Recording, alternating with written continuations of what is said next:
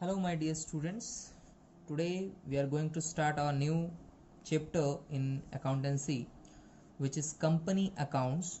And before we start, I need to tell you that we have completed partnership chapter also, and from that base of concept, we will start this chapter also. Okay, so keep in the mind the basic concept of any business, which I have already taught you before starting the partnership lessons, and after that the company account will come. Okay, so the base portion of business concept will come into this also, right? So we will start now. Now see here, my dear students, the definition of company. So it says that a company is an artificial person created by law having separate entity with a perpetual succession and a common seal. We will get to the meanings one by one. A company is an artificial person. Artificial persons का meaning क्या होता है कि जैसे हम लोग being a human, हम लोग नेचुरल पर्सन है, राइट? तो we are created by nature, हम लोग प्रकृति से बने हैं, राइट? लेकिन आर्टिफिशियल का मतलब क्या होता है? ऐसी चीजें जो मानव निर्मित है, मतलब जो ह्यूमन ने क्रिएट किया है। सो यहाँ पर क्या हो रहा है, यहाँ पर मीनिंग किस तरह से आ रहा है? अ company is an artificial person. ये जो हमारा बिजनेस है ये एक आर्टिफिशियल पर्सन है, क्रिएटेड बाय लॉ, लॉ के थ्रू क्रिएट किया गया है। लॉ के थ्रू मतलब रूल्स एंड पॉलिसीज इसके थ्रू बना है। Having separate entity, separate entity का मतलब है, जिसको आगे चल के हम और डीपली डिस्कस करेंगे इसके एलिमेंट्स में, फीचर्स में, कि सेपरेट एंटिटी का मतलब होता है कि ये बिजनेस को इसके ओनर से बिल्कुल अलग रखता है। अब ये क्या है आगे तो और डीपली जानेंगे, पहले हम लोग डेफिनेशन सुन लेते हैं। With a perpetual succession, again with a perpetual succession. Perpetual succession का मतलब यहाँ पे होता है कि अगर किसी रीजन से आपका कंपनी का ओनर मर जाता है या बिजनेस में एग्जिस्ट नहीं करता, फिर भी बिजनेस कंटिन्यू चलता रहेगा, कोई प्रॉब्लम नहीं है। आगे, and a common seal. Common seal, जैसे कि आप देखते हो कि हम दुकान में जाते हैं और कहीं भी विजिट करते हैं तो किसी भी कंपनी का एक पर्टिकुलर लोगो हमें दिखाई देता है, जो स्टंप के माध्यम से या उसके पर्टिकुलर किसी ब्रांड लोगो की तरह कहीं पे भी किसी प्रोडक्ट पे दिख जाता है उस कंपनी का। जैसे आप टाटा की गाड़ी देखोगे तो टाटा का लोगो टाटा की गाड़ी पे दिखेगा, ठीक है? और या फिर हम ये बोल सकते हैं, तो common seal is the particular logo और पर्टिकुलर इमेज जो कि आपको डिफाइन करता है कि ये किस कंपनी से रिलेटेड है, ठीक है ना? जैसे कुछ लोगोज होते हैं, जैसे आईएसआई मार्क होता है तो उसका लोगो अलग होता है, तो हम बोलेंगे कि वो उस कंपनी का एक कॉमन सील है, ठीक है? सो कॉमन सील का मतलब क्या हो गया कि किसी कंपनी का एक पर्टिकुलर स्टम्प जैसा कोई लोगो जिसमें वो कंपनी अपने वैल्यूज को या ब्रांड नेम को शो करती है, राइट? आगे देखिए, फिर से मैं डेफिनेशन एक बार रिपीट कर दे रहा हूं। अ company is an artificial person, ये नेचर मेड नहीं है, ये आर्टिफिशियल है, इसको हम ही लोग क्रिएट करते हैं, क्रिएटेड बाय लॉ, लॉ के through, right? Having separate entity, businessman से कंपनी बिजनेस बिल्कुल अलग होता है। अब इसके बारे में आगे तो डीपली जानेंगे ही। विद अ परपेचुअल सक्सेशन, मतलब ये निरंतर यानी कंटिन्यू रूप में चला रहेगा, चलता रहेगा, sorry. And A common seal, और इसका एक कॉमन सील होता है। जिस तरह से आप बजाज ऑटो को, आप हीरो होंडा जो है हमारा, वो भी एक ऑटो कंपनी है, तो उन दोनों के सील को आप एक साथ मिक्स नहीं कर सकते। हीरो होंडा का अलग कोई एक पर्टिकुलर ब्रांड का लोगो होता है और आपका बजाज का अलग होता है। सो ब्रांड का जो लोगो होता है वो कॉमन सील होता है, जो आपको दिखाता है कि ये जो पर्टिकुलर प्रोडक्ट है ये किस कंपनी या किस बिजनेस का है। ओके, और आप लोग इस बात को याद रखना, the definition was given by professor हेने। प्रोफेसर हेने gave this definition about a company business. Now we are going to study about some business concepts and the history of company, की company business क्यों है, क्या है। Okay, now see here, sole proprietorship and partnership forms of business organizations could not meet the growing demand of a very big business.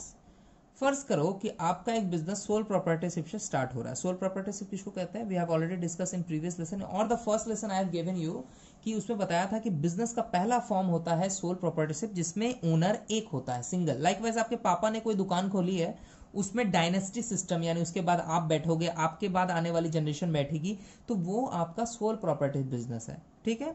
उसके बाद उस business को अगर बड़ा करना हो तो फिर लोगों ने एक फॉर्म निकाला था कि चलो दो दोस्त मिलकर बिजनेस करते हैं, दो भाई मिलकर बिजनेस करते हैं। वैसे भाई तो नहीं बोलूंगा, भाई का कॉन्सेप्ट अलग आ जाता है। मान लो कि कोई दो अलग एक्सपर्टीज लोग, यानी दो, मान लीजिए कोई अलग अलग इंजीनियर है जिन्होंने मिलकर एक आईटी कंपनी खोली, राइट। तो इन्होंने क्या किया कि दो लोग जो अलग अलग दिमाग वाले हैं, अलग अलग फंड को अपना होल्ड करते हैं, उन्होंने बिजनेस को स्टार्ट किया। इससे क्या हुआ कि दो लोगों के मिलने से बिजनेस में पैसा बढ़ा, बिजनेस को बढ़ाने के लिए जो रिक्वायर्ड फंड की कमी पूरी हो गई, ठीक है। उसके बाद दो लोगों का आइडिया जो बिजनेस को और ज्यादा ग्रो कराएगा, इस तरह का कॉन्सेप्ट आया था, तो पार्टनरशिप बिजनेस आपका यूज होता था, राइट। लेकिन जब इससे भी बड़ा आपको बिजनेस करना है जिसमें करोड़ों करोड़ों क्या अरबों अरबों रुपए लगेंगे, जैसे मान लीजिए आपको कोई स्टील प्लांट खोलना है, तो as you know steel plant खोलना लाख 2 लाख रुपए की बात नहीं है, और ना ही आप सोचो कि मेरे पास 1 करोड़ रुपया तो ह्यूज अमाउंट है भैया मैं स्टील प्लांट खोल लूंगा, ऐसा नहीं है। उसमें हजारों करोड़ रुपए लग जाते हैं, ठीक है। या अगर आप कोई केस स्टडी देखना चाहो तो गूगल वगैरह में आप चेक कर सकते हो कि एक स्टील प्लांट जब होता है तो उसका एक पर्टिकुलर नेट एसेट कितना निकल के आता है, तो आपको पता चलेगा उसमें अरबों रुपए लगे हैं, राइट। सो अब आपको क्या लगता है, कोई इंडिविजुअल पार्टनर या कोई सिंगल बिजनेस होल्डर, या आप हो या मैं हूं, क्या इतने पैसे मैं अरेंज कर सकता हूं उस बिजनेस को करने के लिए? बिल्कुल नहीं कर सकता, क्योंकि हमारा प्रोजेक्ट का वैल्यूएशन इतना ज्यादा है कि जिसमें हम अपना फंड लगा के तो काम कर ही नहीं सकते। कुबेर का खजाना तो है नहीं हमारे पास, राइट। सो हम लोग यहाँ पे क्या करते हैं, हम लोग फॉर्म करते हैं एक नया टाइप का बिजनेस फॉर्म जिसका नाम है कंपनी, ठीक है। अब देखो होता क्या है, मैंने अभी अभी पढ़ा कि sole proprietorship and partnership form of business organisations could not meet the growing demand of a very big business. बहुत ज्यादा बड़ा बिजनेस है तो उसकी डिमांड तो वो पूरा नहीं कर सकता, because of their limitation such as limited capital, limited managerial ability, unlimited liability and other drawbacks. देखिए क्या क्या होता है।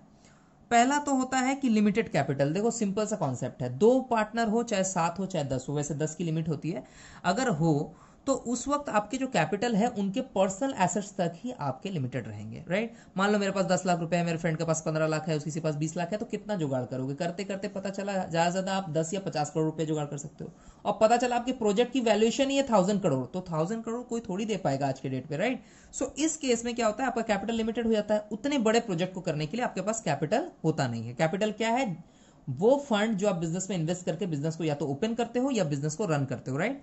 आगे लिमिटेड मैनेजरियल एबिलिटी। जब कम लोग होंगे तो उनकी मैनेजमेंट करने की जो एबिलिटी है वो भी कम हो जाती है, क्योंकि उनके पास उतना दिमाग नहीं होता जो वो उसमें वो लगा सके, ठीक है। अगर दो लोग मिलकर पार्टनरशिप बिजनेस भी कर रहे हैं तो दो ही लोगों के पास जो आइडिया आ रहे हैं उन्हीं को लेकर वो बिजनेस कुछ कर रहे हैं, हो सकता है कि उसमें 4-5 चीजें और हो जो वो नहीं सोच पा रहे, तो लिमिटेड मैनेजरियल एबिलिटी हो जाता है, क्योंकि उन दोनों पार्टनर को बिजनेस को भी चलाना है, मैनेजमेंट भी देखना है, राइट। तो उनका ध्यान तो वहां यहां क्या होता है, डाइवर्ट हो जाता है, राइट। आगे अनलिमिटेड लाइबिलिटी। अब अनलिमिटेड लाइबिलिटी का क्या मतलब है? सबसे पहले तो लाइबिलिटी का मतलब होता है कि बिजनेस में आप आउटसाइडर से कितने बोरो करके पैसे रखे हो, चाहे वो लोन हो, चाहे आपने क्रिएटर से क्या बोलते हैं रॉ मटेरियल उठा के रखा हुआ है बिजनेस में प्रोडक्शन करने के लिए, या फिर अदर कोई भी बिल्स वगैरह जो भी आपका ड्यू रह गया है, लाइकवाइज आपने कोई टेलीफोन बिल नहीं भरा है, इलेक्ट्रिसिटी बिल नहीं भरा है, तो इस तरह की चीजें आपकी लाइबिलिटी होती है, ठीक है। अब अनलिमिटेड लाइबिलिटी का मतलब ये होता है कि अगर बिजनेस का ऐसा कोई आउटसाइडर क्या बोलते हैं ड्यू है जिसको उसको पे करना है फ्यूचर में, तो उस केस में क्या होता है कि अगर आपके फंड बिजनेस फंड में पैसे ना हो तो आपको बाहर से फंड मंगा के उसको पूरा करना पड़ेगा। तो बाहर से फंड आप कहां से मंगाओगे? आप अपना घर बेचोगे, राइट, अपने पर्सनल एसेट्स को खर्चा करोगे, तो आपका वहां पे आप बोलोगे सर मैं तो लोन ले लूंगा। अरे भैया बैंक भी आपको क्यों लोन दे अगर आपके पास ऑलरेडी लोन पड़ा हुआ है? मतलब लोन को चुकाने के लिए क्या आप लोन लोगे? ऐसा तो होता नहीं है। सो अगर आपको आउटसाइडर लायबिलिटी पे करनी है, आपको बाहर कहीं पैसा पेमेंट करना है जो आपके पास ड्यू है, तो आपको हो सकता है कि अगर बिजनेस का फंड लिमिटेड हो, पैसे कम हो, तो भी आपको घर से लगाना पड़ेगा, चाहे आपको घर ही क्यों ना बेचना पड़े, राइट। लेकिन कंपनी में ये चीजें नहीं होती है, आगे चलकर हम पढ़ेंगे।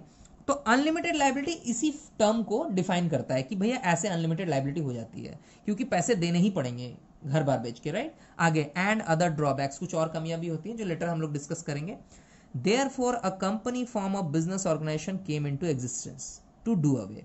इसीलिए इस टाइप का एक फॉर्म ऑफ बिजनेस चलता है जिसका नाम है कंपनी।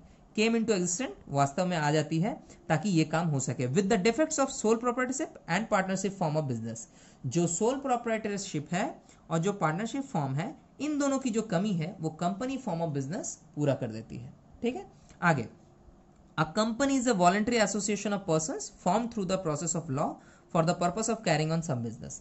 ये भी बिजनेस ही है, चाहे आप कोई प्रोडक्ट तैयार कर रहे हो, चाहे आप ट्रेडिंग ही क्यों ना कर रहे हो. ट्रेडिंग का मतलब होता है आप कहीं से माल खरीद के लाते हो और दूसरी जगह उसको बेच देते हो, राइट. जैसे होलसेल का बिजनेस हो गया, रिटेल का बिजनेस हो गया, ठीक है.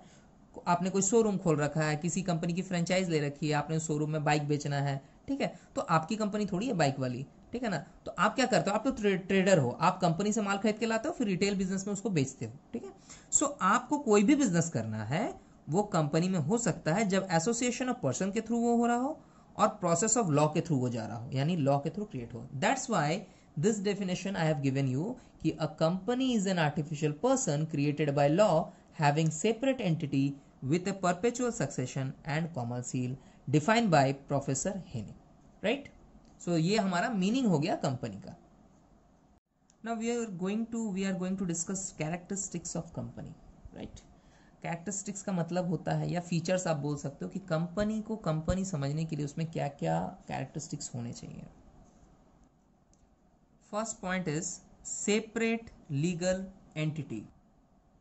The first thing you need to know that it is a legal person. कौन?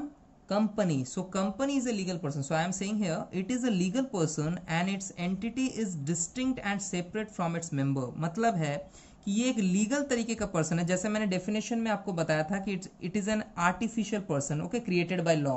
तो ये एक लीगल पर्सन हुआ ना, और लीगली ये चूंकि आपको एग्जिस्ट करता है, लॉ के नजर में ये एक पर्टिकुलर पर्सन है. सो इसकी एंटिटी माने इसका जो अपना एग्जिस्टेंस है वो डिस्टिंक्ट और सेपरेट, मतलब अलग है, मतलब सेपरेट है किससे? फ्रॉम इट्स मेंबर, जो इसके मेंबर होंगे. यानी अगर आपने कंपनी खोली है ना, तो आपसे कंपनी का जो एंटिटी होगा, ऐसा नहीं कि आप जैसे हो आपकी कंपनी भी वैसा है, बिल्कुल नहीं है. कंपनी आपसे बिल्कुल अलग होगी. अब ऐसा क्यों है वो आप देखो. It can purchase and sale the properties in its own name. ये चाहे तो अपने ही नाम से प्रॉपर्टीज को खरीद भी सकती है और बेच भी सकती है. Can open bank account in its own name. अपने नाम का बैंक अकाउंट खोल सकती है. कहने का मतलब है अगर आपकी कंपनी है, सपोज करो एबीसी लिमिटेड एक कंपनी है, बाद में लिमिटेड वगैरह का मीनिंग बता दूंगा. सो वो जब भी बैंक में अकाउंट खोलेगा तो आपके नाम से अकाउंट नहीं खुलेगा, एबीसी लिमिटेड के नाम से अकाउंट खुलेगा, okay. And can inter into contracts. वो कॉन्ट्रैक्ट्स में भी जा सकती है, यानी उसको कोई कॉन्ट्रैक्ट लेना है, ठीक है, तो वो भी अपने नाम पे ले सकती है. अब अगला पॉइंट बहुत इंपॉर्टेंट है, ध्यान से सुनना आप लोग.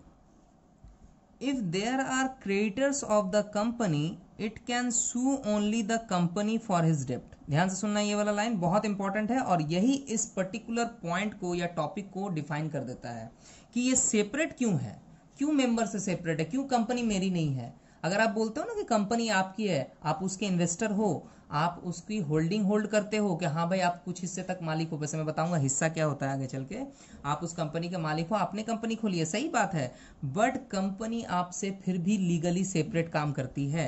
यहाँ बोल रहा है कि if there are creditors for the company, sorry of the company, अगर कंपनी के कुछ क्रेडिटर हैं, क्रेडिटर का मतलब है जिनसे आपने उधार में कुछ लिया हो, चाहे आपने बैंक से लोन लिया हो, चाहे आपने उधार में रॉ मटेरियल खरीदा हो, तो वो भी आपके क्रेडिटर ही होते हैं. सो अगर आपके क्रेडिटर हैं, इट कैन सू, सू का मतलब होता है आप पे केस करना, अगर लीगली वो चाहे तो आप पे कोई स्टेप ले सकती है. So it can sue only the company for is डेप्ट. डेप्ट का मतलब होता है कर्जा. क्रेडिटर से आपने उधार में कोई सामान लिया है तो वो आपका डेप्ट बन जाता है, राइट. सो क्रेडिटर्स अपने डेप्ट के लिए कंपनी को सू कर सकती है. सू मतलब लीगली उस पर केस कर सकती है. Not any of its member, but इसके मेंबर पे केस नहीं कर सकती, ओके. ध्यान से सुनना, ये पॉइंट बहुत अच्छा पॉइंट है. सेपरेट लीगल एंटिटी का मतलब मैंने बोला कि it is a legal person and it's entity is distinct and separate from its member. पहला लाइन यही था. अब ये लाइन यहाँ पे बहुत अच्छे से डिफाइन हो रहा है कि कैसे ये अलग है कि अगर आपकी कंपनी पे कोई कर्जा है, डेप्ट है, तो क्रेडिटर उस कंपनी के नाम पे तो केस कर देगी, लेकिन आपको पर्सनली वो छू भी नहीं सकती है. यानी not any of its member, यानी इसके मेंबर्स को वो छुएगी नहीं. चाहे आपके दोस्त ने मिलकर कंपनी बनाई हो, कंपनी के नाम पे आपका कर्जा आएगा. जैसे कंपनी अपने नाम से सब कुछ करती है ना, it can purchase and sale properties, तो वो लोन भी तो अपने नाम से लेगी. Can open bank account, bank भी अपने नाम से खोलती है. कैन, अब बोलोगे सर वो अपने कैसे जाएगी, अरे ऑब्वियसली वो नहीं जाएगी, आप ही को सारे काम करने हैं, बट नाम किसका आएगा, नाम आएगा कंपनी का. So if there are creditor of the company it can sue the company but not its member. तो इसके मेंबर को वो सू नहीं कर सकती। सू का मतलब होता है कंपनी के अगेंस्ट में केस कर देना या किसी लीगल ऑब्लिगेशन में कंपनी को घसीटना, ठीक है। मान लो आप पैसे नहीं दे रहे हो तो कंपनी आप पे केस कर दी कि वो फलाना मेरा कंपनी पैसा नहीं दे रहा है, ड्यू रह गया है, ठीक है। तो वो तभी कर पाएगी जब कंपनी का नाम होगा, आप पे वो केस नहीं करने जाएगी। भले आपने डील किया हो उस क्लाइंट से जाके, उस क्रेडिटर से जाके, बट आप पे वो केस नहीं कर पाएगी। So this is the first point and somehow ये बहुत अच्छा पॉइंट है जिसमें आप कंपनी बिजनेस को थोड़ा समझ जाते हो कि सेपरेट है। बड़ा अच्छा पॉइंट है, राइट। सो इस पॉइंट को आप लोग थोड़ा माइंड में रखना। इसके बाद हम लोग अगला पॉइंट डिस्कस करने वाले हैं। The next point is perpetual existence. This point is already been discussed in the definition also. Definition मैंने पढ़ाया था ना कि a company is an artificial person created by law having separate legal entity. तो legal entity वाला point तो अभी हम लोगों ने डिस्कस किया। और इसमें एक और बात है with a perpetual succession, ऐसे लिखा था मैंने, तो यहाँ पे मैंने लिखा है perpetual existence। अब ये क्या होता है वो आप देखो ना। perpetual existence में हम मीनिंग इस तरह से देख सकते हैं कि the existence of a company is not affected by the retirement, death, lunacy or insolvency of its members. पहली बात, चूंकि perpetual existence की बात मैं कर रहा हूं, perpetual का मतलब होता है the company business will go on whether the member are there or not. मान लो कि धीरू भाई अंबानी ने कंपनी खोली थी रिलायंस। आपको क्या लगता है धीरू भाई अंबानी मर गया तो रिलायंस कंपनी भी मर जाएगी? बिल्कुल नहीं। वो कंपनी तो आज भी चल रही है ना, मुकेश अंबानी चलाता है उसको, राइट। सो ऐसा क्यों हो रहा है? ऐसा इसलिए हो रहा है कि कंपनी के एग्जिस्टेंस पे उसके मेंबर के रहने या ना रहने, यानी कंपनी चाहे आपने ही क्यों ना खोली हो, आप रहो चाहे नहीं रहो, आपके कंपनी के एग्जिस्टेंस पे कोई आंच नहीं आएगी। इसी को हम कहते हैं the next point of the company definition is perpetual existence. मतलब कि the existence of a company is not affected by the retirement, death, lunacy or insolvency of partner. यानी जो मेंबर बिजनेस को चला रहा है या उसको ओपन किया है, उसने उसी ने बिजनेस को खड़ा किया है, ठीक है, बिजनेस का फाउंडेशन उसी के बेस पे है। जैसे हम धीरू भाई अंबानी की बात कर रहे हैं, राइट। अब देखो एग्जिस्टेंस ऑफ कंपनी कैसे आपका यहाँ पे करता है। रिटायरमेंट, मान लो आदमी बूढ़ा हो गया, अब काम करने लायक नहीं रहा, रिटायर हो गया। डेथ, मर गया। लुनेसिक, समहाउ किसी तरह से मेंटली रिटार्टेड हो गया, हैंडीकैप हो गया, बहुत सारी चीजें होती है, वो हो गया। या फिर वो एबल नहीं है ताकि वो बिजनेस को चला सके। मान लीजिए आपका मालिक अंधा ही है, तो अंधा आदमी बिजनेस तो चला नहीं सकता है, ठीक है। या पैरालाइज्ड हो चुका है, बोल नहीं पाता है, सो बिजनेस तो चला नहीं पाएगा ना। तो इन कंडीशंस में। और इंसॉल्वेंसी का मतलब है मान लो आपने बिजनेस जरूर चालू किया था बट आप दिवालिया हो चुके हो, बैंकरप्ट हो चुके हो, जिसमें आपके पास बिल्कुल पैसा नहीं है कि आप कहीं कुछ चला सको, आप एकदम लूट चुके हो, राइट। सो इस केस में भी कंपनी पे कोई फर्क नहीं पड़ेगा, बट कंपनी का लूटना जरूरी है, राइट। कंपनी की दिवालिया हो जाए, कंपनी के एसेट्स से ज्यादा लायबिलिटीज हो जाए, कंपनी अपने डेप्ट को पूरा ना कर पाए टाइम से, तो बात अलग है। बट अगर आप हो गए हो, यानी आप जो मेंबर हो, आपके सारे पैसे कहीं डूब चुके हैं, आपके सारे पैसे चले गए हैं, तो इससे कंपनी के एग्जिस्टेंस पे कोई फर्क नहीं पड़ता है। इसीलिए जो नेक्स्ट लाइन हमारा है उससे मीनिंग और उठ के आता है कि members may come and go but the company goes on for ever. Member आते जाते रहते हैं, मेंबर आ भी सकते हैं, जा भी सकते हैं, कोई प्रॉब्लम नहीं है, but the company goes on for ever. Company का जो बिजनेस है, यानी आपने जो बिजनेस खोला है, जो कंपनी बिजनेस है, ना ही वो सोल प्रोप्राइटरशिप है, ना ही वो पार्टनरशिप है, इस केस में आपकी कंपनी बिजनेस हमेशा चलती रहेगी, ठीक है। सो परपेचुअल एग्जिस्टेंस का मतलब है कि मेंबर के एग्जिस्टेंस का कंपनी के एग्जिस्टेंस पे कोई भी इफेक्ट नहीं पड़ता है, right. Now my dear students, next feature is limited liability. Limited liability का मीनिंग क्या होता है, ये क्या फीचर है, क्या कैरेक्टरिस्टिक्स है, इसके बारे में जानेंगे।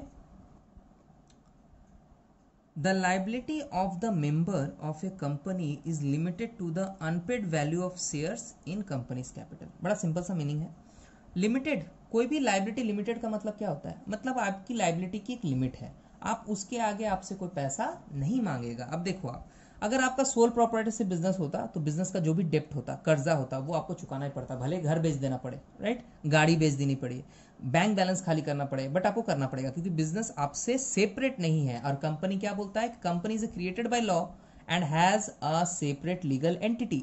तो वो चूंकि लीगली अलग है तो आपको कोई भी आके क्रेडिटर सू नहीं कर सकता। मैंने बोला था ना सेकंड वाला पॉइंट में, आपको सू नहीं कर सकता। सू का मतलब क्या हो गया, आप पे केस नहीं कर सकता, पर्सनल केस। मतलब कंपनी पे तो केस कर सकता है कि रिलायंस पे चलो केस हो गया, मान लो रिलायंस पे केस हो गया, बट मुकेश अंबानी घर में जाके घुस के नहीं बोलेगा कि लाओ मेरा पैसा निकालो, पुलिस से पकड़ा देगा, ऐसा कुछ नहीं। कंपनी पे केस कीजिए, कंपनी पैसा चुकाएगी, राइट। सो यहाँ पे बोल रहा है कि लिमिटेड लायबिलिटी। अब लिमिटेड लायबिलिटी यहाँ पे मीनिंग क्या निकल के आ रहा है कि the liability of the member. अब मेंबर कौन है, जैसे मान लो मैंने उस कंपनी में पैसा लगाया हुआ है तो मैं उसका मेंबर हूं, कुछ और लोगों ने कंपनी में पैसा लगाया हुआ। अब कैसे पैसा लगता है उसके बारे में आगे जानेंगे, पहले आप ये सोचो नॉर्मल कॉन्सेप्ट में, क्योंकि एक बार में मैं इतनी सारी चीजें बताऊंगा तो माइंड हॉचपॉच हो जाएगा, राइट। सो कंफ्यूज नहीं होना है, धीरे धीरे सीखना है। The liability of the member of a company is limited to the unpaid value. अब अनपेड का मतलब होता है जितना पैसा आपने भरा नहीं है। Value of shares in the companies capital, company का जो कैपिटल है उसमें जितना शेयर आपका है, शेयर मतलब जैसे मान लो कंपनी की कैपिटल है 50 करोड़ की, राइट। 50 करोड़ रुपए की कैपिटल है जिसमें आपका शेयर सपोज करो 10 लाख रुपीस का है। अब कंपनी में तो बहुत सारे इन्वेस्टर होते हैं, किसी ने 10 लाख लगाया है, किसी ने 20 लाख लगाया है, किसी ने 1 करोड़ लगाया है, किसी ने 1000 रुपए ही लगाया है, लेकिन उसने लगाया है। तो वो सारे मेंबर होते हैं कंपनी के। मैं बताऊंगा मेंबर्स कैसे बनते हैं कंपनी के। और जब भी ये मेंबर्स अपनी अनपेड वैल्यू रखते हैं तो उनकी लायबिलिटी उतनी ही होती है। यानी मान लो कि आपने कंपनी के शेयर कैपिटल में 10 लाख रुपीस का शेयर्स लिया हुआ है, ठीक है, तो आपकी लायबिलिटी सिर्फ और सिर्फ उस 10 लाख रुपीस को भरने की ही होगी।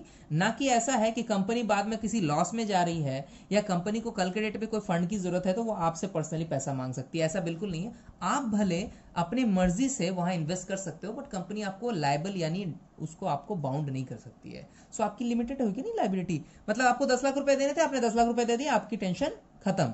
अब कल के डेट में बिजनेस अगर अच्छा नहीं भी चलता है तो आप उन पैसों को वापस निकाल लो, या फिर बिजनेस अगर अच्छा नहीं भी चल रहा है या बिजनेस में कोई और काम करना है तो आपसे पैसे की डिमांड बिजनेस नहीं कर सकता है, रादर देन कि आप उसमें लगा सको पैसा। अगर आपको उसमें पैसे लगाने हैं तो बात अलग है, बट वो आपसे पैसा डिमांड नहीं करेगा। सो आपकी लायबिलिटी टू द बिजनेस, अब लायबिलिटी क्या होता है, आपको पैसे की ही लायबिलिटी बनेगी ना, सो वो लिमिटेड हो जाती है कंपनी बिजनेस में, right. The next point, which is the part of the definition also, is common seal. उस टाइम मैंने बोला था ना लोगो होता है, लोगो होता है, तो आप बोलते सर लोगो तो हम लोग भी देखे हैं, वो कॉमन सील है क्या? ऐसा नहीं है, थोड़ा और डीपली इसको समझेंगे। The next point is common seal is all about, okay, बताते हैं कि कॉमन सील एक्चुअली में कंपनी में क्या होता है। First, get focus in the first line of this. Since the company has no physical existence, as I told you कि company is created by law and it is an artificial person. तो artificial person की existence क्या होगी, उसको तो सामने से आप देख नहीं सकते, बस आपको कंपनी का नाम दिखता है, राइट। सो फिजिकली तो आप उसको नहीं देख पा रहे कि वो चल फिर रहा है, right. So it must act through it's agents. अब एजेंट्स कौन है? एजेंट्स वो है जो कंपनी के सारा काम काज संभालते हैं, विच मीन्स इट्स एजेंट्स, जिसको हम बोलते हैं कॉल्ड डायरेक्टर्स। आपने ये सुना होगा मैनेजिंग डायरेक्टर, ये एक वर्ड होता है, टर्म होता है, आप लोगों ने बहुत सारी मूवीज वगैरह में भी देखा होगा या सुना होगा कि डायरेक्टर बोल के एक वर्ड आता है। ये डायरेक्टर क्या होता है? डायरेक्टर कंपनी का वो एजेंट है, एजेंट का मतलब वो LIC एजेंट की तरह नहीं, एजेंट वो होता है जो कंपनी को रिप्रेजेंट करता है। मान लो एक कंपनी की सामने वाली कंपनी या किसी डीलर से डील होने वाली है, सो उस कंपनी को अगर उससे डील करना है तो उसका कोई एक पर्टिकुलर रिप्रेजेंटेटिव उसके बिहाफ में बात करेगा, उसके बिहाफ में सारे एक्टिविटीज को कंडक्ट करेगा, उसको हम बोलते हैं agent of the company, okay. अब इनको अच्छे टर्म में, यानी जो कंपनी का टर्म है या बिजनेस का जो टर्म है, उसमें इनको बोला जाता है डायरेक्टर्स। बेसिकली ये वर्ड आपको सुनाई देगा कंपनी टाइप के बिजनेस में, राइट। सो डायरेक्टर्स जो होते हैं वो एक्ट करते हैं as a agent of company, और चूंकि कंपनी का कोई फिजिकल एग्जिस्टेंस नहीं है, as the first line says कि since the company has no physical existence, भाई इसको किसके थ्रू काम करना पड़ेगा? एजेंट के थ्रू, ठीक है। सो आगे क्या है?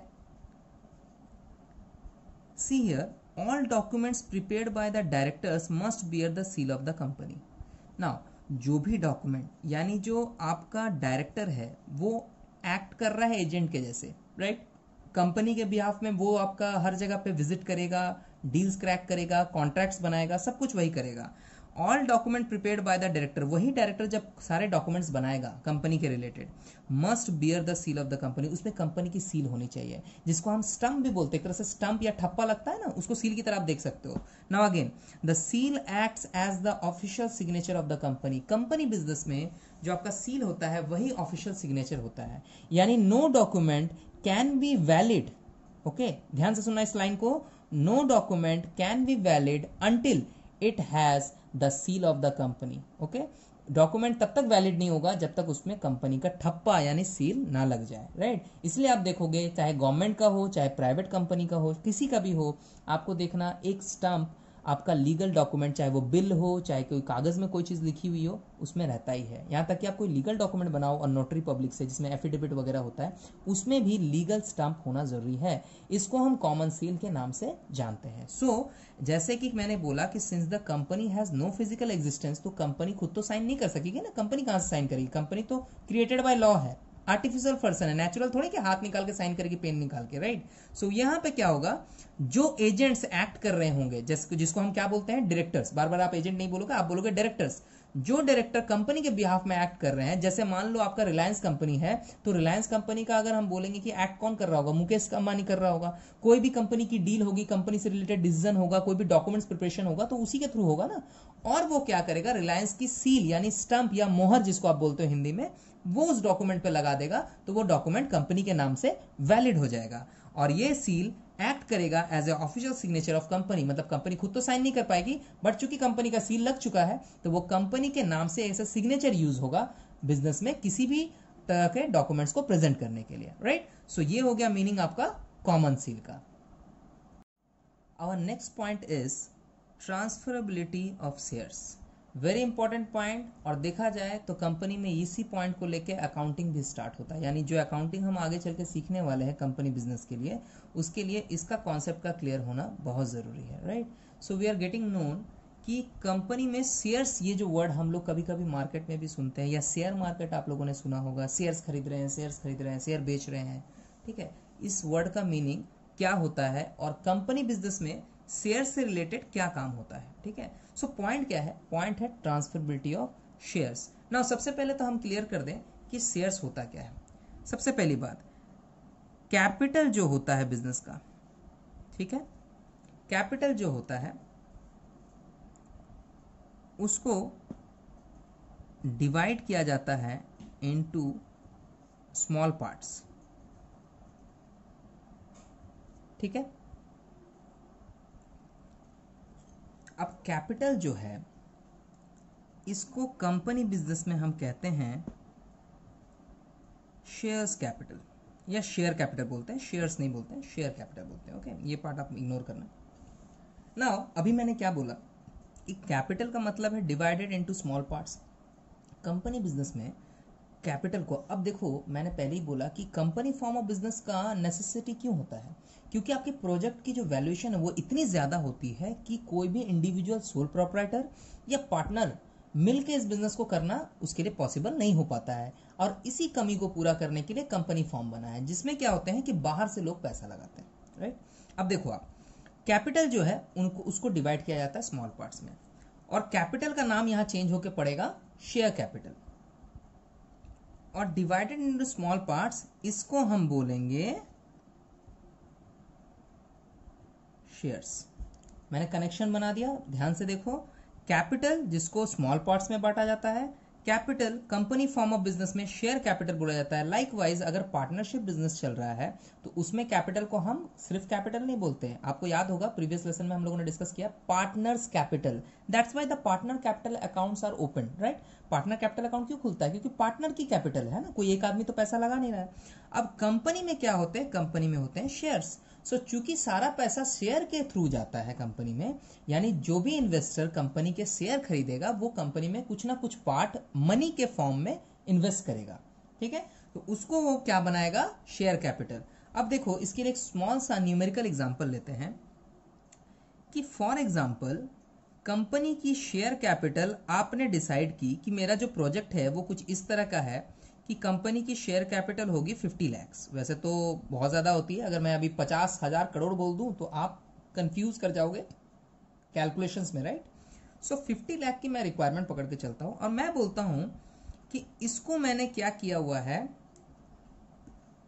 ₹10 ईच करके स्मॉल पार्ट्स में डिवाइड किया हुआ है, जिसको हम शेयर बोल रहे हैं, small parts in shares, right. यानी मैं यहां पे बताना चाह रहा हूं कि our share capital is 50 lakh, the requirement is 50 lakh, and 10 each करके उसका स्मॉल पार्ट है, राइट। सो यहाँ पे कंपनी में देखा जाए तो नंबर ऑफ शेयर कितने हो जाएंगे, उसके लिए जो कैलकुलेशन है बड़ा सिंपल है। कंपनी में जो नंबर ऑफ शेयर होंगे, यानी मैं इसके लिए अलग से लिख रहा हूं इसको,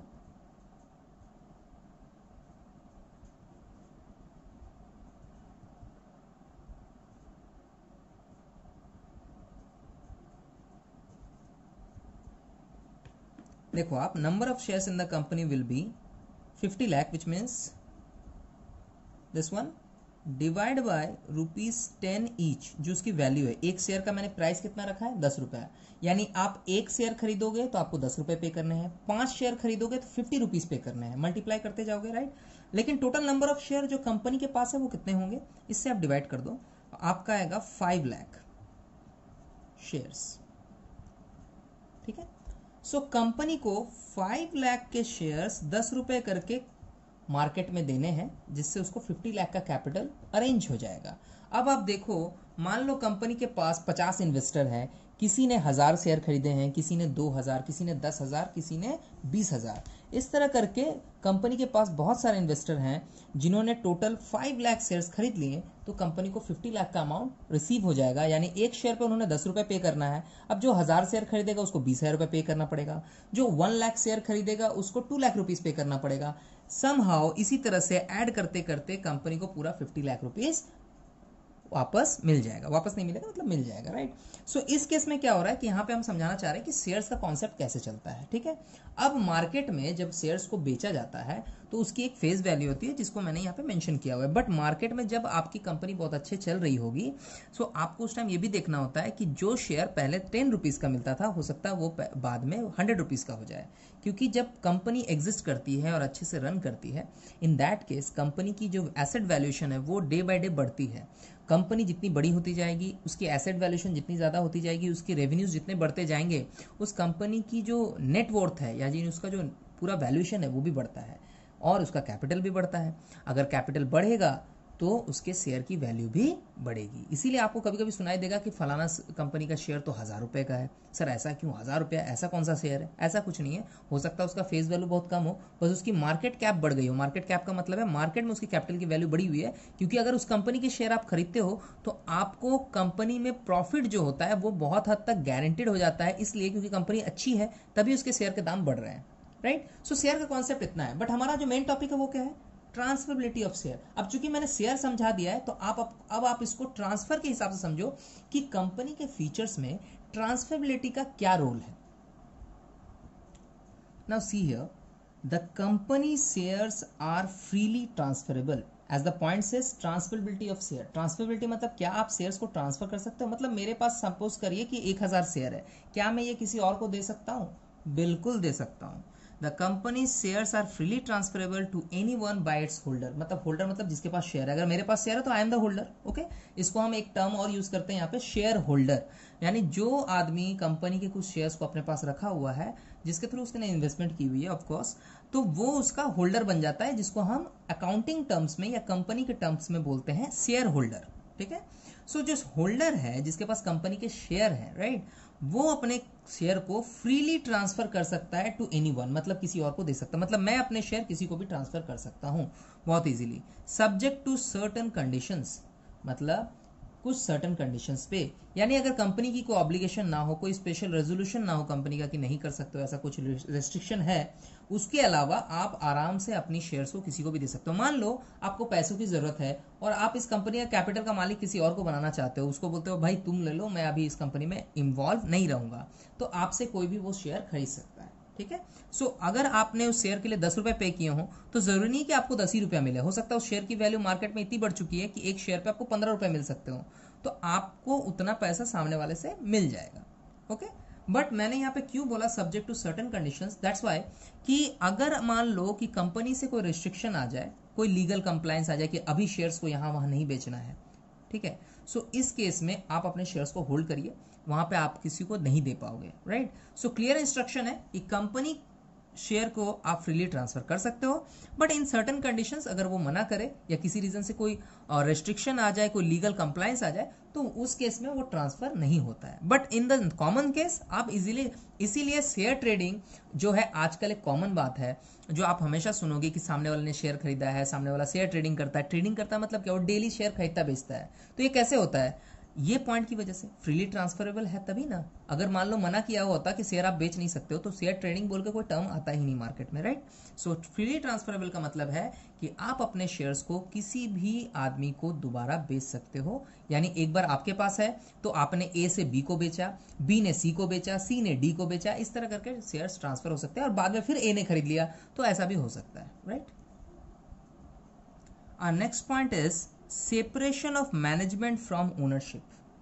मैनेजमेंट का ओनरशिप से सेपरेट होना मतलब ये है कि कंपनी का जो भी मालिक है वो कंपनी का मैनेजमेंट करे, ये ज़रूरी नहीं है। इसलिए कंपनी की मैनेजमेंट कभी कभी कंपनी से सेपरेट होती है, या कॉमन केस में तो सेपरेट ही होती है। इसके बारे में हम जानेंगे कि ये कैसे एक फीचर्स है, right. Get your concentration to the first line that shareholders are the true owners of a company। Share holders मैंने थोड़ी देर पहले डिस्कस किया है कि जो होल्डर्स होता है ना, होल्डर्स यानी जिसके पास शेयर है, उन्हें शेयर होल्डर्स कहते हैं। यानी आपने अगर शेयर खरीदा तो आप शेयर होल्डर हुए। सो कह रहा है कि shareholders are the true owners of a company. Obviously भैया, जो भी कंपनी में कैपिटल लगाता है, पूंजी लगाता है, पैसे लगाता है, कंपनी तो उसी की है ना। पार्टनरशिप बिजनेस में एक से ज्यादा लोग पैसे लगाते हैं, तो क्या मतलब ए ने पैसे लगाए और बी ने पैसे लगाए, तो ए और बी का वो बिजनेस है। अगर सी ने पैसे लगाए अलग से आके, जो कि हम लोग बताए थे कि कोई नया पार्टनर भी आ सकता है ना आपके पास, आपने उसको कन्विंस किया, वो आ गया बिजनेस में, ठीक है, तो क्या उसकी कंपनी नहीं होगी, या सॉरी उसका पार्टनरशिप फर्म नहीं होगा? बिल्कुल होगा। उसका भी बिजनेस में उतना ही हक है जितना ए और बी का होगा। सिमिलरली अगर शेयर होल्डर्स जो है, जो बिजनेस में पैसा लगा ले, आप कंपनी का शेयर खरीद रहे हो, आपने बिजनेस में पैसा इन्वेस्ट किया हुआ है, so you are the true owner of the company. True owner कौन है? क्यों? क्योंकि आप ही के पैसों पे बिजनेस चल रहा है, राइट। चाहे आपने 1000 रुपीज लगाया हो, चाहे आपने 1 करोड़ लगाया हो, चाहे आपने 100 करोड़ लगाया हो, डजेंट मैटर। आपके पैसों पे कंपनी चल रही है, तो शेयर होल्डर्स ही कंपनी के ट्रू ओनर होते हैं। As the shares are given in terms of price, share जो है वो प्राइस के टर्म्स पे दिए जाते हैं कि 100 रुपया दाम है, 10 रुपया दाम है, 20 रुपया दाम है, और आप उस पर पे करते हो। 1000 शेयर खरीदते हो, 20,000 खरीदते हो, 50,000 खरीदते हो, कोई तो लाखों शेयर भी खरीदते हैं, ताकि कंपनी में पैसा ज्यादा लगाया जा सके और कंपनी से प्रॉफिट ज्यादा लिया जा सके। सिंपल सा लॉजिक है। सो शेयर होल्डर आपके ट्रू ओनर हो गए। The next line is but usually the numbers are quite large. Obviously एक ही शेयर होल्डर थोड़ी होगा, हजारों हो सकते हैं, लाखों हो सकते हैं, छोटे छोटे पार्ट्स में तो शेयर में बांट दिया जाता है। अब आप एक बात बताओ, एक कंपनी है जिसको आप जानते हो, सपोज करो टाटा ग्रुप, राइट। आपने टाटा कंपनी का नाम सुना हुआ है। टाटा कंपनी को अभी कौन रन करता है? रतन टाटा। बट आप ये भी समझ रहे हो कि एज आई सेड यू कि companies capital R given by the share holders. वो शेयर होल्डर्स ही देते हैं पैसा, ऑब्वियसली तो उसके भी होंगे ना, टाटा कंपनी के भी होंगे। सो यहाँ पर ये बताया जा रहा था कि आपको क्या लगता है कि सिर्फ 50 मेंबर हो गए, 100 मेंबर हो गए? बिल्कुल नहीं, हजारों हो सकते हैं, लाखों हो सकता है फॉरेन मेंबर्स भी हो जो टाटा कंपनी के शेयर्स खरीद के बैठे हों, राइट। क्योंकि इन्वेस्टर्स तो कहीं भी हो सकते हैं, पैसे कोई भी लगा सकता है कंपनी में, उसमें कोई रेस्ट्रिक्शन है नहीं।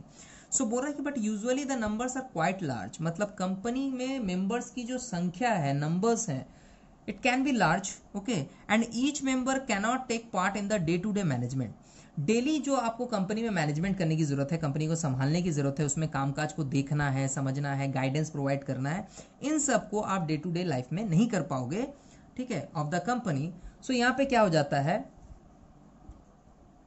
Therefore the company is managed by A board of directors elected by the share holders. यानी शेयर होल्डर्स क्या करते हैं कि बोर्ड ऑफ डायरेक्टर का चुनाव करते हैं, चुनते हैं। लाइकवाइज अगर हम अपनी कंट्री की बात करें तो हर स्टेट को संभालना एक आदमी की बस की बात नहीं होती है। सो वहां पे क्या होता है, हम लोग अलग अलग टाइप के एमएलएस चुनते हैं, एमपीज वगैरह चुनते हैं, ठीक है। फिर हम लोग अपने पंचायत में देखते हैं वार्ड कमिश्नर चुना जाता है, वार्ड अध्यक्ष चुना जाता है। तो इस तरह से हम क्या करते हैं, उन लोगों को चुनते हैं जो हमारे लिए काम करे। बात ध्यान से सुनना, shareholders are the true owners of a company. Company का मालिक कौन है? Share holder.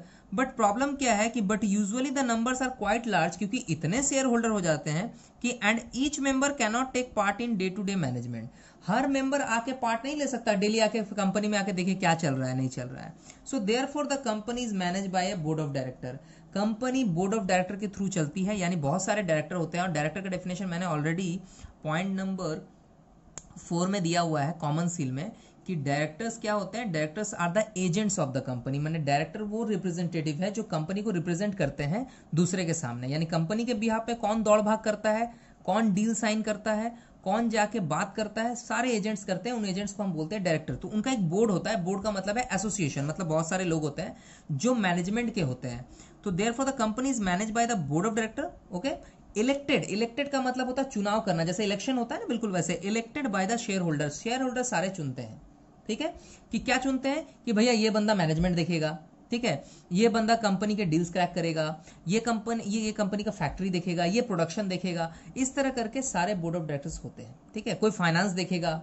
ठीक है, सो इस तरह से कंपनी का जो मैनेजमेंट होता है ना, वो ओनरशिप में सेपरेट हो जाता है उन लोगों से जिन लोगों ने उसमें पैसा लगाया है। अब थोड़ा सा बैक जाते हैं। सोल प्रोप्राइटरशिप बिजनेस में क्या होता है कि अगर आप अकेले मालिक हो तो मैनेजमेंट भी आप ही को देखना है। सो आपका जो कॉन्सेंट्रेशन है, फोकस है, बिजनेस से डाइवर्ट हो जाता है। राइट, आप क्या करते हो, हिसाब भी देख रहे हो, आप क्या करते हो, बिजनेस का मैनेजमेंट भी देख रहे हो, आप क्या करते हो, स्टाफ को भी देख रहे हो, यहां तक कि दुकान पे बैठ के आप क्या कर रहे हो, कस्टमर भी कभी कभी देख रहे हो। राइट, तो ऐसे में तो आप तो मुश्किल में पड़ जाओगे। आप बोलोगे मैं क्या क्या देखूं, तो आपको बिजनेस का एक्सपैंड करना मुश्किल हो जाएगा, बिजनेस छोटा ही रह जाएगा, बहुत मुश्किल से ही एक्सपैंड हो पाएगा, आपको ध्यान ही नहीं रहेगा, टाइम ही नहीं मिलेगा। बट अगर आपका मैनेजर अलग हो, अब छोटे बिजनेस में तो मैनेजर रखना पॉसिबल नहीं है, अफोर्ड नहीं कर सकते, क्योंकि उसकी खर्चा जो है बिजनेस की कॉस्टिंग बढ़ा देती है, तो आपका प्रॉफिट कम हो जाएगा। राइट, अब कंपनी बिजनेस तो ह्यूज बिजनेस है ना, जिसमें अरबों अरबों रुपए, करोड़ों करोड़ों रुपए इन्वेस्ट होते हैं शेयर होल्डर्स के थ्रू। राइट, सो वहां पे हम कुछ और लोगों को वहां रख दें जो डे टू डे मैनेजमेंट को ऑपरेट करे, बिजनेस को अच्छे से चलाए, जब भी प्रॉफिट आए तो शेयर होल्डर्स को मिल जाए एज ए पार्ट, जितना जिसने पैसा लगाया उतना उसका प्रॉफिट। राइट, ठीक है। So the last point is separation of management from ownership. तो ओनर कौन है, शेयर होल्डर, बट चलाता कौन है, board of director. So board of directors are separate people from share holders ना, because they are elected by the share holders. इनको चुनता कौन है, elected by, sometimes they are part of share holders. मतलब हो सकता है शेयर होल्डर्स में कोई ऐसा शेयर होल्डर हो जो बहुत ज्यादा नॉलेजेबल हो, जिसका आइडिया ज्यादा हो, तो उस केस में वो बोर्ड ऑफ डायरेक्टर का पार्ट हो सकता है।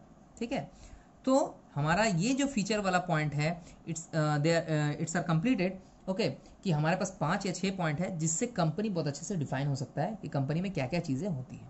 Right, now here is an important topic which we are going to discuss, and this video cannot be completed without discussing this topic.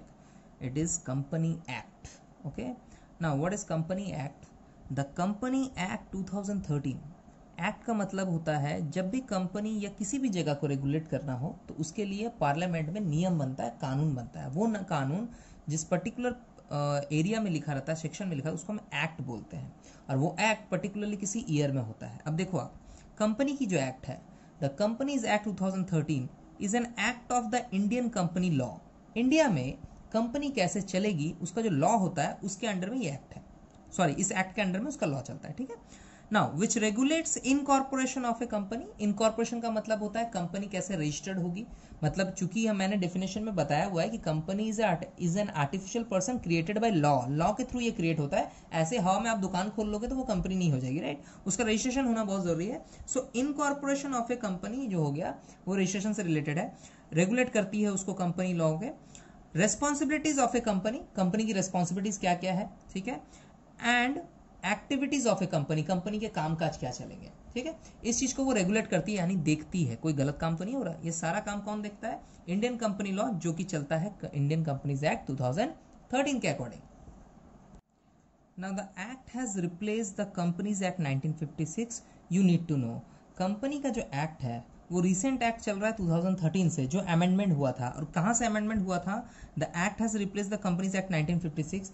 Before 2013 the act was under 1956, sorry, the law and the rules are under act of 1956। 1956 में पहला act आया था जिसमें company के सारे law लिखे हुए थे, कंपनी कैसे रेगुलेट करना है, how it can be incorporated, how the responsibilities are taken and given, and how the activities of company will be conducted. Right, so the act has replace the company act 1956 का मतलब है कि 56 में कुछ points थे जिनको act को 2013 में अमेंड या डेवलप या फिर हटाया या फिर नया कुछ लाया गया। सो कुछ में से एक पॉइंट दिख रहा है कि and a new term of 1 person company और ओपीसी, शॉर्टकट यही है, one person company OPC is included in this act. इस एक्ट में वन पर्सन कंपनी का एक कॉन्सेप्ट ऐड किया गया है, जिसकी वजह से ये एक्ट थोड़ा सा अमेंड होके आया है। And this act is now recently going on through 2013। आप लोग जो बुक में पढ़ोगे या आज से अगर आप सिलेबस देखो 2013 से ही ये एक्ट हम लोग फॉलो कर रहे हैं। इसमें जो भी चेंजेस आए हैं उनको फॉलो करके हम कंपनी की अकाउंटिंग को करते हैं, राइट। सी हियर कि what changes are done in the act. 1956 और 2013 एक्ट में चेंजेस क्या क्या है। चैप्टर्स जो पहले इसमें मेंशन होते थे वो 26 है। इसका मतलब ये नहीं है कि आपको बुक में 26 चैप्टर पढ़ने हैं, बिल्कुल नहीं। ये इस एक्ट के अंडर चैप्टर्स हैं जिसमें रूल्स, रेगुलेशंस, लॉज वगैरह लिखे हुए हैं। सो चैप्टर पहले 26 थे, कुछ एड ऑन होने के बाद वो 29 है रिसेंटली। सेक्शंस जो है, सेक्शंस यानी जो धाराएं होती है ना, हिंदी में जिसको धाराएं कहते हैं, जिसमें लॉ लिखा होता है, सेक्शन 1, सेक्शन 2, सेक्शन 3, ओके। फिर सब सेक्शन भी होता है कि सेक्शन 2 के अंडर बी क्लॉज में क्या लिखा हुआ है, ऐसा कुछ। सो सेक्शन भी आपका 658 से घट के 470 हो गया। सेक्शंस में कमी आई है, राइट, अच्छा खासा कम हुआ है। स्केड्यूल्स, स्केड्यूल्स किसको बोलते हैं? The formats we maintain in the accounting. जैसे आप जब पार्टनर कैपिटल बनाते हो तो उसका फॉर्मेट अलग होता है, पीएल एप्रोप्रिएशन का फॉर्मेट अलग होता है, कैलकुलेशंस के फॉर्मेट अलग होते हैं। तो इस तरह से आप जब भी कोई फॉर्मेट बनाते हो, बैलेंस शीट का फॉर्मेट अलग होता है, सो उसको हम बोलते हैं स्केड्यूल्स। सो स्केड्यूल्स भी पहले 15 थे, अब 7 हो गए हैं। सो ये चेंजेस आए हैं कंपनी के एक्ट में जब अमेंडमेंट हुआ था, जब पहले था 1956 और अब हो गया है 2013। There are some key highlights of Indian Companies Act which are not unrelatable but you required to know। थोड़ा पता रहना अच्छी बात है, राइट। सो ये भी हम लोग इस लेसन में डिस्कस कर लेंगे।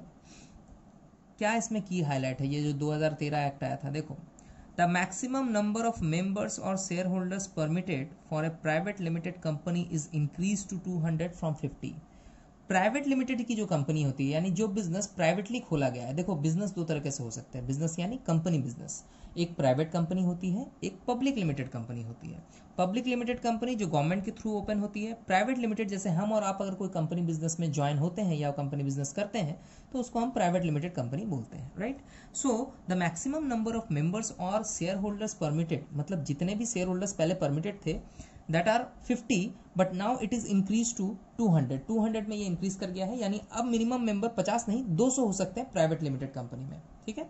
आगे, introduce one person company. One person company का एक कॉन्सेप्ट इसमें ऐड हुआ है 2013 एक्ट में। Next one is section 135। एक सेक्शन है 135 of the act which deals with corporate social responsibility, जिसमें कॉर्पोरेट वर्ल्ड की, यानी जो कंपनी बिजनेस वाले लोग हैं, उनकी सोशल रिस्पॉन्सिबिलिटी भी उसमें एक्ट में उसका एक क्लॉज डाला गया है कि उनकी कुछ सोशल रिस्पॉन्सिबिलिटी बनती है। जैसे मान लीजिए क्वालिटी प्रोडक्ट्स देना, रीजनेबल प्राइसेस लेना, मोनोपोली ना करना, स्टॉक की अवेलेबिलिटी पे कोई काला बाजारी, यानी जो आपको जिसको हम बोलते हैं स्टॉक ट्रेडिंग या जो भी है वो हो गया, मैल प्रैक्टिसेस मतलब कोई फ्रॉड ना करना, इस तरह की चीज़ें। सो ये सब सोशल रिस्पॉन्सिबिलिटी में, इन्वायरमेंट हार्म नहीं होना चाहिए, ऐसी प्रोडक्शन टेक्निक्स यूज करना वगैरह वगैरह। सो सेक्शन 135 क्या है कि इसमें डील करता है। सेक्शन 135 को 2013 के एक्ट में ऐड किया गया है। सो these are some key highlights which are discuss here. Question में the whole chapter will say you कि the form of business of company is required when the big projects are to be held, जब आपको बड़े बड़े projects करने हैं, right. उसके बाद ऐसा कोई बिजनेस चाहिए जिसमें फंड बहुत ज्यादा मिल सके और लाइबिलिटी आपकी लिमिटेड हो जाए आपके फंड रेजिंग तक, राइट।